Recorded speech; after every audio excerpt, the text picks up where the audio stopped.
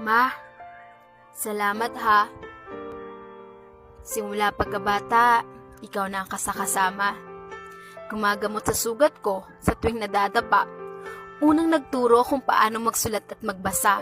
Minsan nga, napapalo mo pa. Ikaw rin ang unang nagturo sa akin kung paano maging mabuti sa kapwa. Mama, alam kong pagod ka na. Alam ko rin na minsan umiiyak ka dahil sa problema. Pero di mo lang ipinapakita. Alam ko rin na may nararamdaman ka na dahil sa maghapong paggawa at walang pahinga. Ingatan mo naman sarili mo, Mama.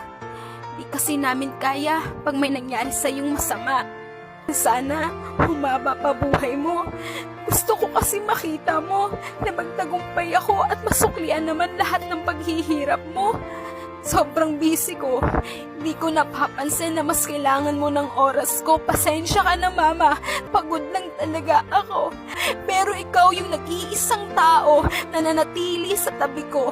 Salamat sa sakripisyo mo. Pangako, pag di mo na kayang pumayo, ako ang magiging paa mo.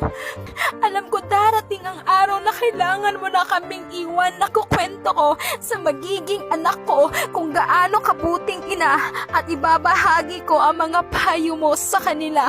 Mama, mahal na mahal kita. Dear Mama, nais ko lang ipaalam sa'yo na mahal kita. Salamat sa pagiging ina at ama sa akin. Proud na proud po ako na kayo yung naging mama ko. I love you, Mama.